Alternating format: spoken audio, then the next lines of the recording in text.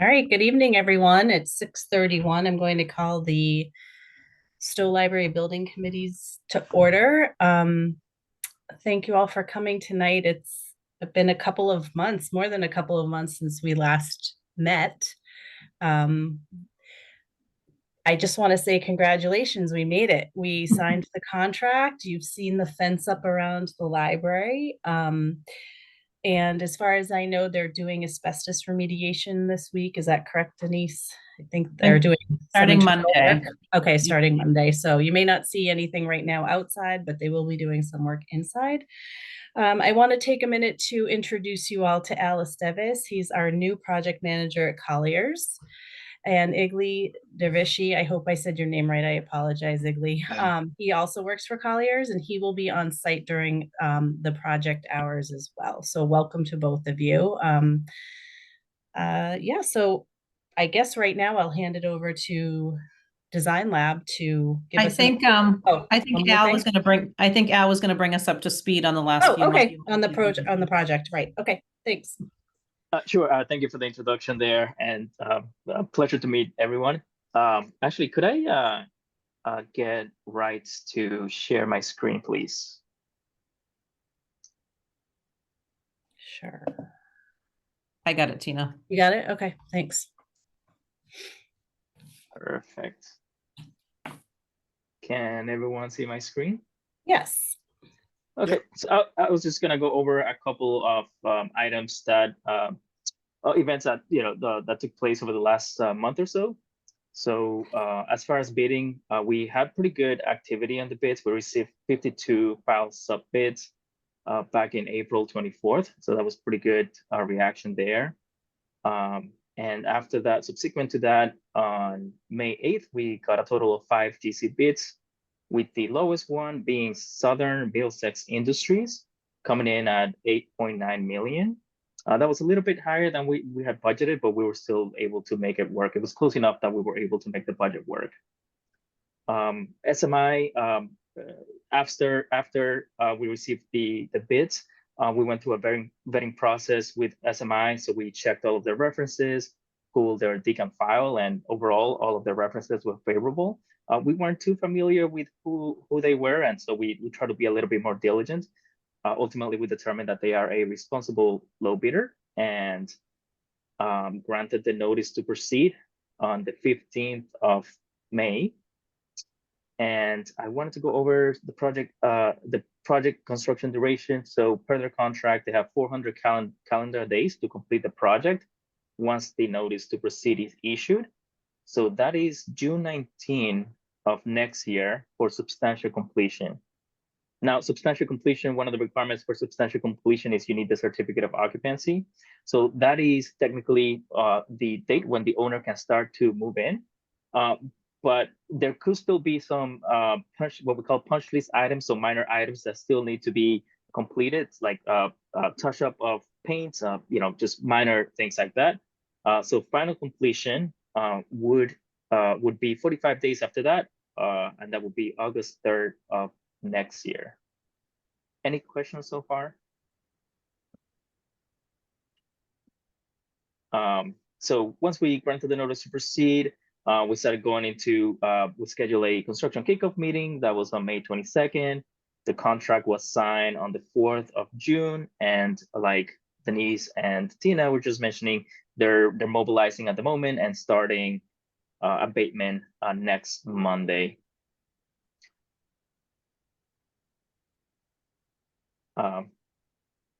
Any questions? Okay, that is all I had. We can certainly get more into details if needed, if need to. So I will jump in just because you have it highlighted here. So I assume we were going to talk about this towards the end, but we have been working on a groundbreaking ceremony. Our tentative date at the moment is July 10th. We are working through that process and seeing if we can coordinate. We would expect an early evening groundbreaking. And then our plan is to invite the building committee members to a dinner to celebrate. So our plan would be to have a formal ceremony at the library site, allow the public to, join in the celebration of the milestone that we're at, And then we would probably go back to the town building and get together and have dinner and just sort of celebrate the, you know, at least 4 years that I've been working on this and some 20 to 30 years for the rest of you. So stay tuned for information on that, but that is the tentative date that we are working on. Thanks, everyone. I'm going to stop sharing. All right. Thank you, Al and Denise. So at this point, I will hand it over to Ben and Audrey to give us some updates on the redesign plan. Yeah, sure thing. Good evening, everybody. Good to see some of your faces and your names again. Hope summer is off to a good start for you. Audrey's going to get our screen or her screen shared here in a minute. It's as she disabled at the moment. Yeah. Oh, sorry, did you hear that, Denise? Thank you. And as that gets pulled up, I just want to take a moment to echo Tina's sentiments and Denise's. I think this is a huge milestone and moment for everyone. And I think it's an opportunity to give yourselves all a pat on the back. It's been a journey, but this is huge. And I think the impact the project will have on your community and all of the folks there will be really powerful, and it's exciting. And I'm glad to have been part of all of that with you, and excited for this next chapter of actually getting this thing built. So kudos. We've got a pretty brief amount of content to share with you this evening compared to some of our previous meetings. Knock on wood, this should go quite quickly.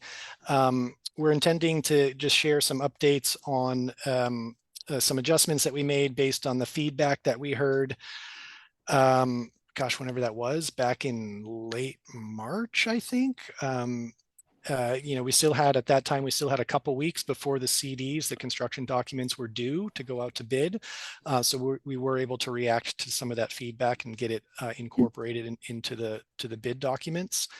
So we'll walk you through those adjustments, and then we'll talk about next steps about what to expect over the next 12 to 14 months as we work our way through the construction process. So Audrey will take you through the sort of first section, and I'll pick up again at the end. So yeah, as Ben mentioned, after the vote to proceed last time, there were a few stipulations that we were going to look into and try and incorporate those into the drawings. And we'll dive more into some of these, like showing you the changes that we've made to the drawings. But the community room adjustments, we made sure that the doors would be able to swing over 90 degrees so that there is more openness and connection to like the lobby space outside. We also tried to look at like the acoustic situation a little bit more there. So we added some acoustic panels and improved the separation between the spaces. So hopefully that there's not as much worry for like sound bleeding over into the quiet meeting space, or from the flex space to the quiet reading room. And then we also looked at some of the comments on the exterior as well. And the quiet reading team community meeting room, we were able to work a little bit with that. So first we shifted around things down in the collections, and we were able to create a little pocket for quiet reading space down at the bottom here.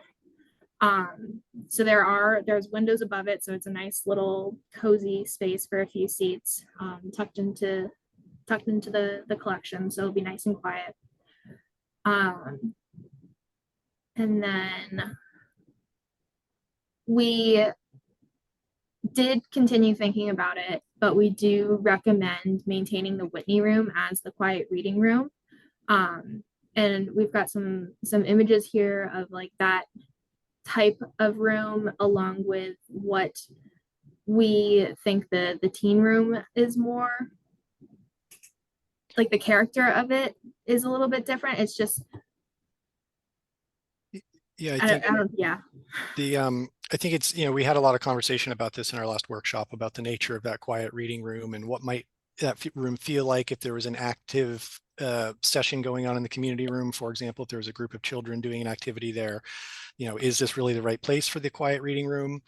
We think it is, and we think by creating that other pocket of space down on the lower level that Audrey just described, it gives patrons options. If there is an activity happening in that community room and they want to find something even quieter than what this quiet reading room will feel like, they have that ability. And just given the nature of this room, it arguably is the most historically significant space within Randall. We think it's most appropriately used as a quiet reading room space. So that is our recommendation. And then we do still, of course, have the teen space down below that will be much more geared towards teen use. Our understanding, as we've been talking about all along, is that teens really likely will only use the space for an hour or two-ish each day after school hours, and this will really be their dedicated home. And we think that's the right solution, and leaving the Whitney room to be a sort of more elevated type space in its character and its proportion that the whole community can take advantage of. So that is our recommendation. We do still have opportunity down the road, and we'll talk about this here in a moment, to talk about the types of furnishings in these spaces. So there's still opportunity for input on the exact character of what will be in these rooms.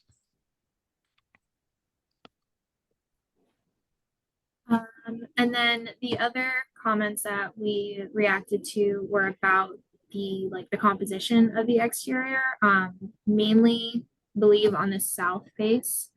There was we were able to change the ratio of this large window here, so it's less of a square. It's got more dimension to it, and then created a more visible shift between the windows here so that it looks more intentional. We also extended the roof parapet back, which is really, it's not the easiest thing to see in the elevations. But we just wanted to show updated renders. These are the same views that we've been seeing, just with these small these subtle changes to it. It's a little bit easier to see what we did with the parapet on this side, so that it does look like it's two separate volumes starting to come together.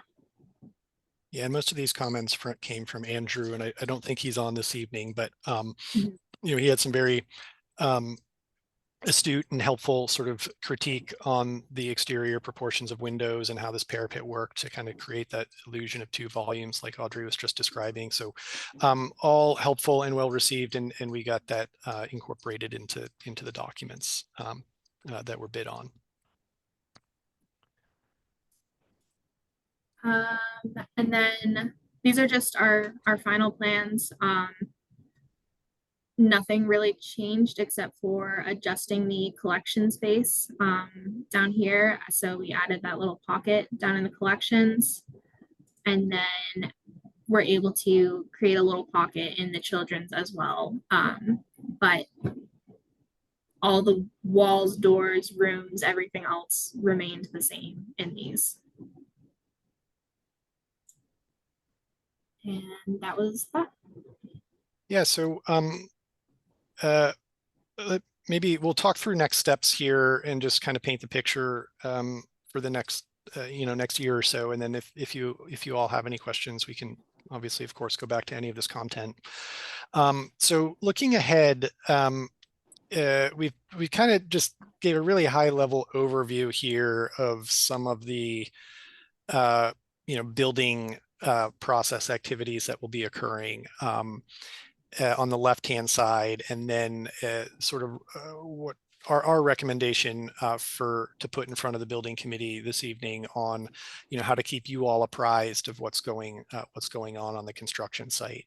So certainly this isn't everything. This is a pretty high level overview, but the things you see on the left are what's happening on a weekly basis and a monthly basis, and there's frankly a lot more than this, and a lot of day-to-day stuff too, but I didn't want to get too far in the weeds. But from a weekly perspective, we're going to be having weekly OAC meetings. That's owner, architect, contractor meetings. That's a contract requirement. We're meeting weekly.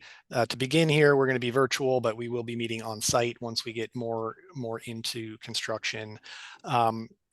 Design Lab will be present at those. Colliers will be present at those, and then the town, being Denise and Tina, will be at those meetings. And then there's a lot of other things that we as the architects and design team are doing. We're processing RFIs. Those are requests for information. Anytime the contractor has a question about something in the bid docs, or they uncover something that needs to be addressed and figured out, that's an RFI that we will be reviewing and with Colliers to get addressed. And then there's a lot of submittals. That's basically the contractual requirement where the contractor submits to the design team, either Design Lab or any one of our many consultants, on the exact material or product or equipment or fixtures, whatever the case may be, that's going to be going into the building. Everything from the type of concrete to the type of carpet and everything in between, light fixtures, mechanical equipment, all of that stuff goes through the submittal process where they submit to us and say, hey, this is the product that we're submitting. It meets the specifications, and then it's our job as the design team and Collier's job as the OPM to confirm, yes, this meets all the specification requirements. It's good to be installed. And there's a lot of that, hundreds and hundreds of those. So that's sort of the weekly stuff. We'll be there regularly, usually weekly, maybe every other week, depending on what's going on. At the monthly level, the contractor SMI will be issuing schedule updates. If the schedule is shifting, or if a path of one category of work is shifting or moving for one reason or another, they owe us monthly updates, and they also owe us monthly payment requisitions. That's another contractual requirement. It's a standard form that the AIA, American Institute of Architects, issues. It's pretty typical across all construction industries. And basically what that is, it's their monthly invoice for the work that's been completed, but it's dozens and dozens of pages long. It includes all the backup from all of the subcontractors on what work they've done, what equipment they've purchased, what materials they've purchased. And Colliers will be going through that with a fine-tooth comb, making sure everything checks out from a dollars and cents perspective, and all of the accounting and backup is there. And we, as a design team, we kind of look at it through a different lens, making sure that they're not getting ahead of themselves in terms of what they're invoicing for, like that what's been completed on the job site from a percentage perspective aligns with what they're invoicing for. So there's a lot of eyes on it, primarily Colliers and the design team, and then the procurement folks with the town as well. And then, inevitably other things are going to be coming up. We'll have to address items that come up on the construction site, or submittals, or other things that we'll need to be reviewing with Tina and her team and Colliers. The other thing I wanted to mention monthly, there are other aspects of the project that we need to procure, outside of this construction contract, largely furniture and shelving. And that will start to ramp up, towards the second 2/3 of the construction process, where we need to make sure we get that stuff selected and procured so it's ready come move in. So that's kind of an overview of what's going to be happening. And then what our recommendation is knowing that all of that stuff is happening kind of on a weekly and monthly basis, is that we meet with all of you, if it's of interest and you want to, roughly quarterly. So every 3 months or so over the next 12 to 14 months, we'll meet with you all and provide you with an update on what's going on, where are we at in the schedule, how are things progressing, share any issues or successes or whatever happens on the construction site. We can give you an overview of all of those. There are some distinct things that we definitely want to review with you that you all know about based on the design process, and that is reviewing and finalizing the exterior masonry palette, the brick and the brick blend and the stone blend and all of those things that we talked about. So that's something that we'll want to meet and talk about and review, and hopefully that aligns with one of these quarterly dates, but it may have to be a separate separate meeting. And then as we get a little bit further, there will be finish updates that we need to, fill you guys in on. So, we shared with you the palette, of course, during the design process, and but there's still some nuance that needs to be worked out. Is it this exact carpet or that exact carpet? What are the different paint colors, and furniture selections as well? We are intending to be working through the furniture selection process with Tina and her library staff, but we want to keep you guys apprised of that progress during these quarterly check-ins. So from a look ahead perspective, on the next slide, we've got we're obviously mid-June here. We got a long orange bar of construction out ahead of us, 12, 13, 14 months into June, July of next year. I think we got to get our substantial completion aligned with what Al just said, but the substantial completion is in, I think, mid-June that Al just said, and move in, over the summer months, with final completion towards the end of August. So you can see the red dots. We're just at this point just kind of guesstimating every 3 months, starting in September, December, and then March of next year and June of next year. I think those will inevitably shift, and we'll dial in on specific dates, but that's kind of our recommendation on how to keep you all apprised of what's going on. We will, the next time we meet, be able to give you a more detailed construction schedule. We don't yet have it from SMI, so we don't know the durations of key activities. Obviously, they're starting with demo and abatement within the existing building, and that'll happen over the next month or two. But we don't have any more detail beyond that other than the total duration. But we can provide that to you all once we receive it. So it's really our summary.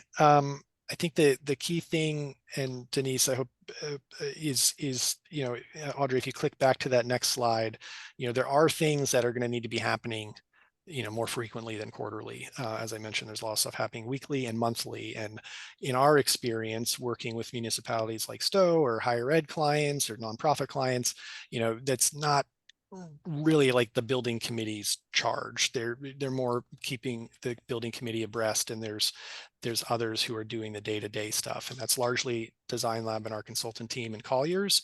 But there will be things that Denise needs to do just administratively with the payment requisitions to keep the process moving. So that's what we have to share.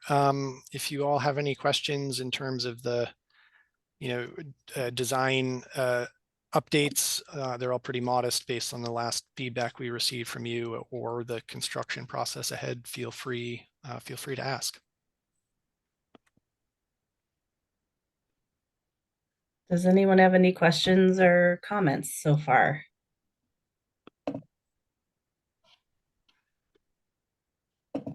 One thing that I was going to say that I forgot to mention is that the date of substantial completion that we are tracking right now, that is subject to change if there's anything that we uncover during the process of construction or happens during the process of construction that is outside of the contractor's control. So just something to keep in mind.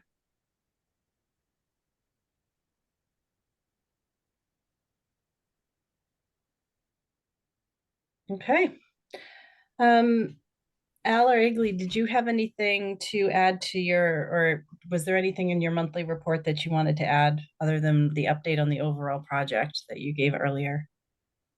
No, I mean, I think we can, we'll share we'll have a monthly report every month, and that could certainly be shared with the building committee, and there'll be an update on the budget and just milestones that we have during the project. And that's also another way to stay in tune with what's going on with construction a little bit more frequently than the quarterly updates.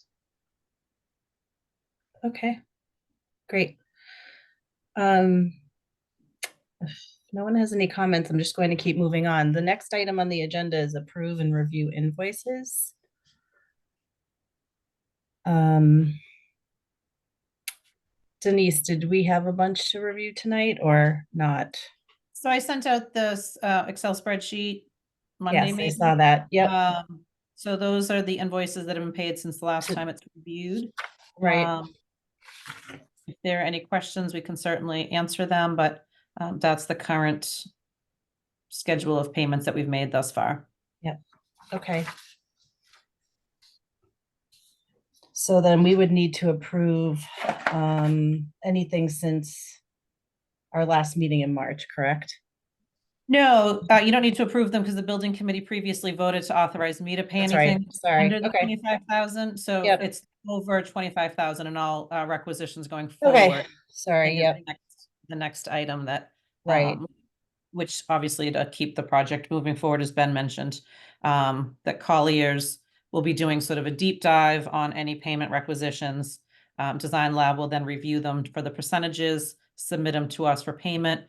That goes through me, it goes to the town accountant, and then a check would be cut. So that would be the process that I also would support moving forward. And I would also add that we don't just look at the contractor's invoice, but we look at all the invoices for the project. So we manage all of the finances. So we look at it, make sure that it's consistent with the contract terms, and then recommend it over to you, Denise, for approval. And the folks at Design Lab, they also look at it, correct? Yep. So it's kind of like a triple. Yeah, Okay. there's a lot of eyes on it. It's yeah, Okay. absolutely. Yep. Yep. And as I okay, mentioned before, yeah. that's our experience. You know, it's not typically something that a building committee would be involved in. So I think this is what makes the most sense to keep the process moving along. Okay, so should I get a motion to authorize the town administrator to remit all payments going forward?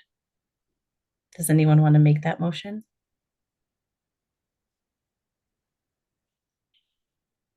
So moved. Do I have a second? Second. Thank you, Aisha. All in favor on the building committee, please. Let's see. Aisha, Yes. Lisa, Frank. I'll go back to Frank. Sunny, Yes. Kat. I'll go back to Kat. Denise, Yes. Tina, yes. Cat, yes. Thank you. Can you hear me? Yeah, no, that's fine. Trying to Thanks. figure And out- Frank, are you there?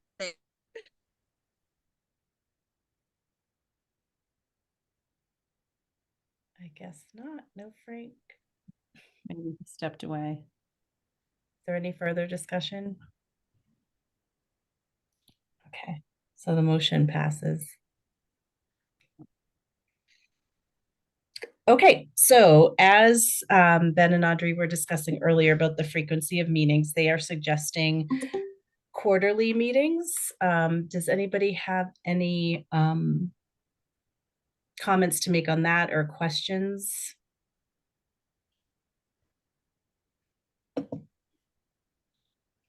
And I think it's important just to sort of reiterate what Ben mentioned, that it would be quarterly, but there may still be other meetings needed for timing wise to vote on the things like the palette and the exterior composition and whatnot. So it may be that we need a meeting in September and October, or, so just once we have the dates of the quarterly meetings, but then we'll try and give you as much notice based on the schedule as when we would need to meet on other milestones if it doesn't line up.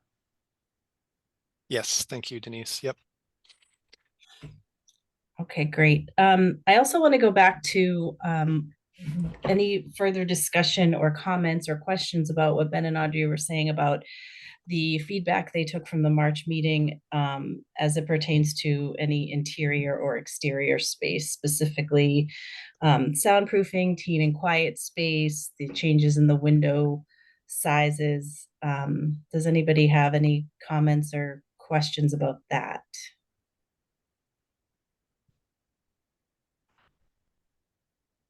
No. Okay.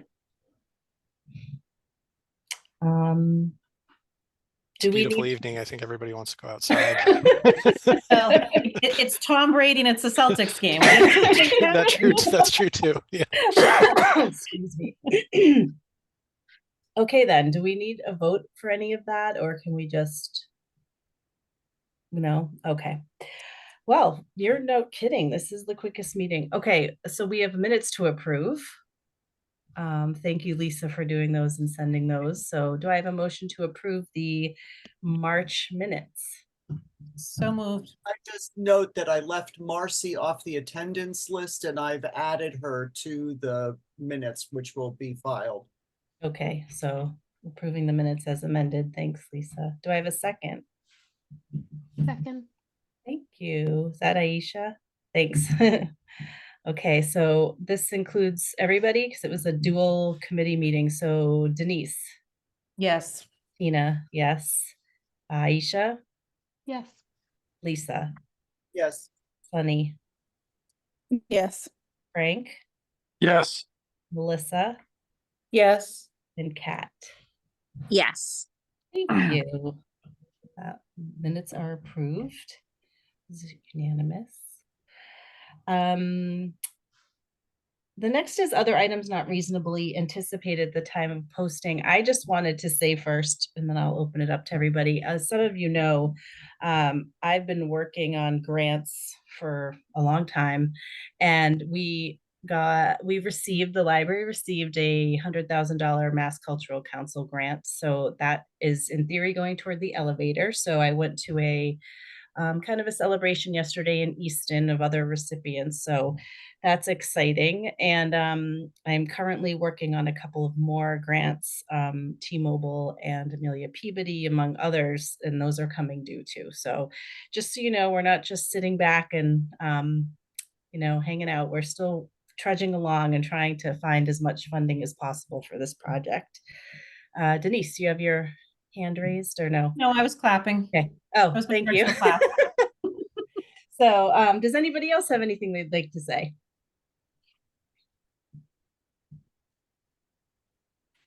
No? Nobody? Congratulations. Frank? Thanks, Frank.